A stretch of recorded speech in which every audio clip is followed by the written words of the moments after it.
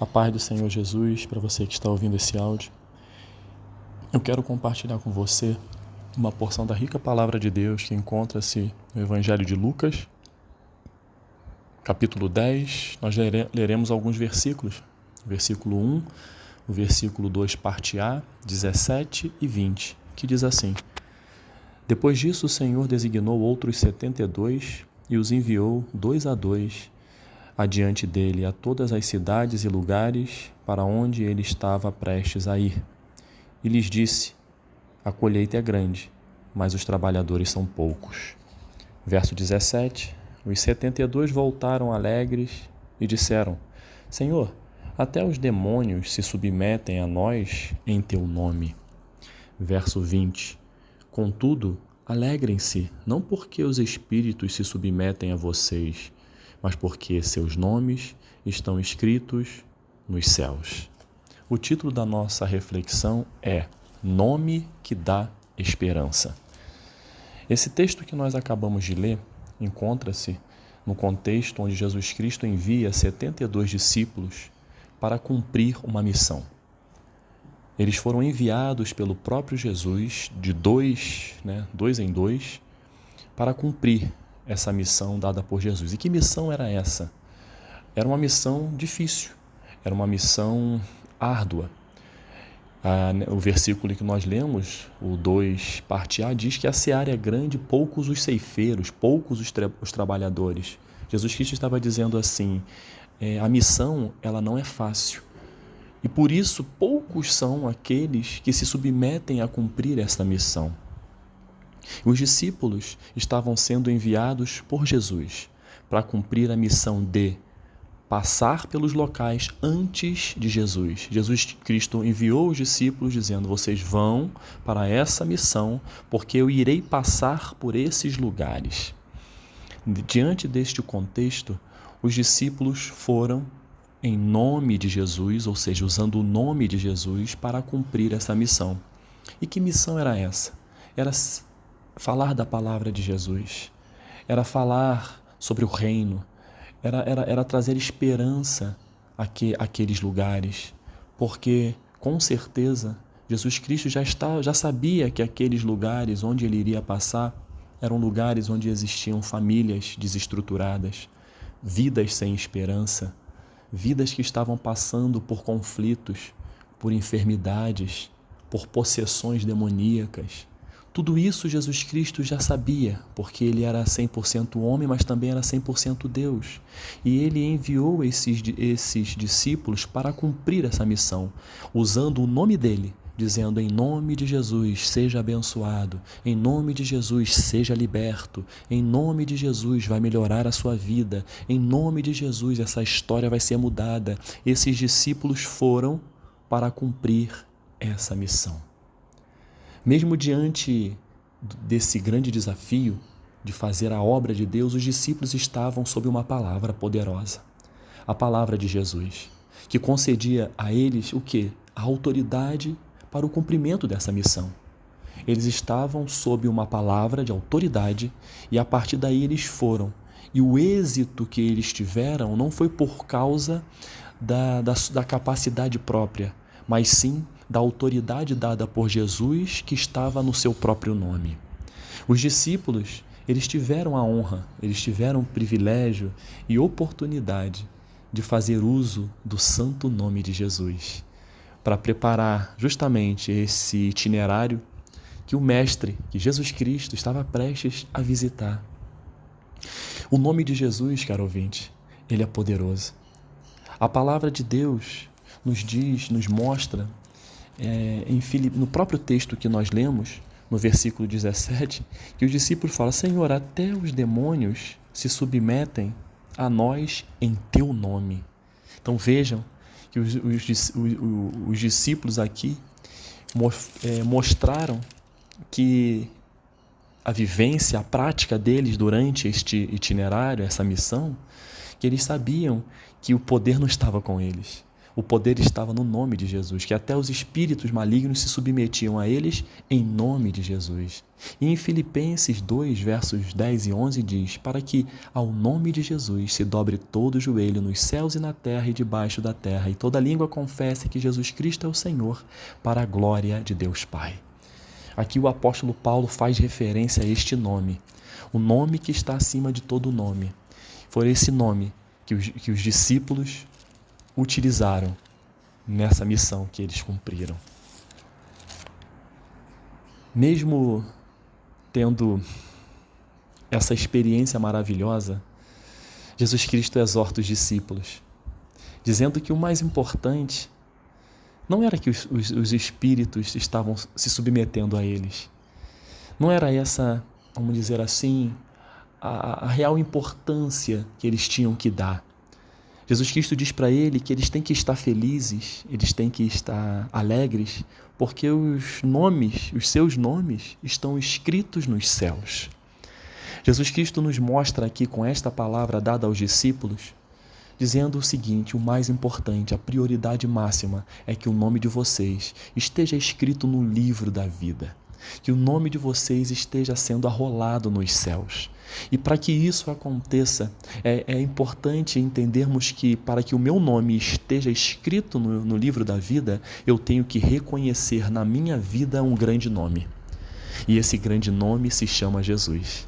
A partir do momento que eu dou o devido valor a este nome, eu dou valor a Jesus Cristo por tudo que Ele é, por tudo que Ele fez, faz e fará, e entregando a minha vida a este nome, eu terei certeza de que o meu nome está escrito nos céus.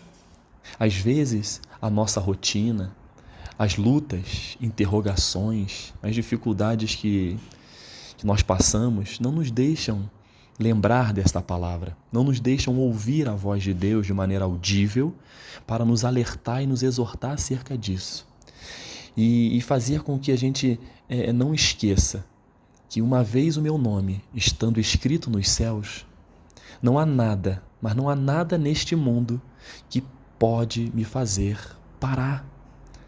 Porque é a esperança que nós temos em algo muito mais elevado, em algo muito mais prioritário, em algo muito mais importante, que é a nossa vida eterna com Cristo. É saber que meu nome está escrito lá e naquele grande dia Ele vai citar o meu nome, Ele vai citar o seu nome, e a partir daí nós iremos morar eternamente com Cristo. Por quê? Porque eu reconheci este nome, reconheci o nome de Jesus. E quando eu falo em Jesus, eu falo em esperança, porque Jesus Cristo é a nossa esperança.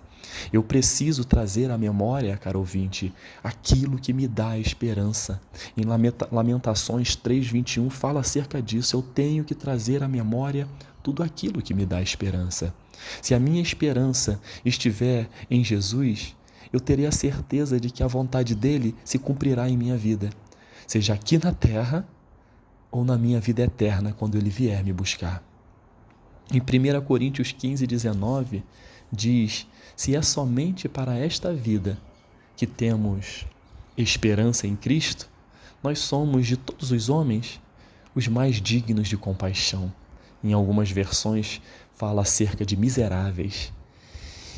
O apóstolo Paulo aqui, ele não está dizendo que nós não podemos ter esperança nessa vida. Muito pelo contrário. Por isso que é usado se é somente para esta vida. Muito pelo contrário. Mas ele está exortando a igreja em Corinto sobre a importância de focarmos sempre no que realmente importa, que é a vida eterna com Cristo. Ele mostrando que deve ser dada a prioridade, o que deve ser a nossa maior esperança é essa vida eterna com Cristo. Pois caso contrário, seremos pessoas dignas de compaixão. O apóstolo Paulo está sendo muito claro por meio da palavra. A nossa esperança tem que estar em Cristo. Mas ele também está dizendo aqui que a nossa esperança nesta terra também tem que estar em Cristo. Por quê? Porque nós passamos, como eu disse, por diversas lutas, por diversas dificuldades, por diversas interrogações. E eu não sei, caro ouvinte, qual momento você está vivendo em sua vida. Momento de dificuldade, momento de enfermidade, momento de luta na família, momento onde você verifica que há necessidade de preencher um vazio existencial, ou é o seu casamento. Poderia enumerar várias dificuldades que nós nesta terra passamos. Mas o apóstolo Paulo está dizendo, nós podemos sim ter esperança nessa terra, mas não somente nesta terra. A minha esperança em Cristo, ela tem que estar nesta terra e lá na frente, na vida eterna com Ele.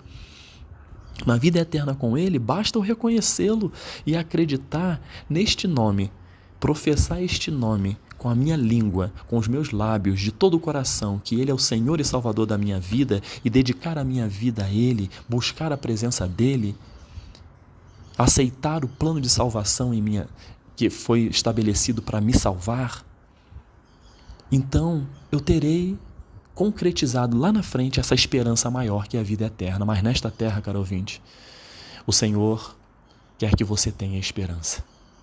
A esperança continua usando o nome de Jesus, para que você vença todo tipo de dificuldade, todo tipo de agrura, todo tipo de situações e circunstâncias que venham fazer você parar, retroceder, achar que não tem mais jeito, achar que acabou, tudo acabou. Não acabou, não acabou.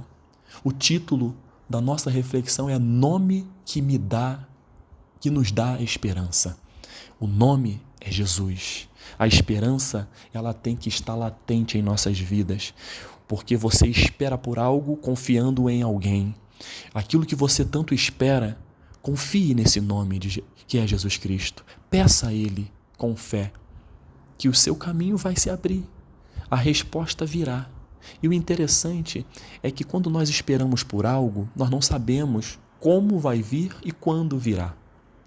Mas a partir do momento em que nós entregamos a nossa esperança nas mãos do Senhor, ou seja, usando este nome que é Jesus, uma coisa vai pulsar em seu coração e no meu coração pulsa diariamente, que tem que ser feita a vontade do Pai. Jesus Cristo sempre nos ensinou isso, que um dos momentos mais difíceis na sua caminhada, Jesus Cristo passou pelo Getsêmani e lá ele disse: Pai, se possível, passe de mim este cálice, mas contudo seja feita a tua vontade. Essa tem que ser a nossa esperança, melhor dizendo, tem que estar alinhada com isso que eu estou falando. Senhor, eu tenho a esperança disso, mas seja feita a sua vontade. Porque quando assim nos submetemos, vamos entender que a vontade de Deus ela é boa, ela é perfeita, ela é agradável. Você vai mostrar o quê? Com a sua fé, que é Deus que governa a sua vida.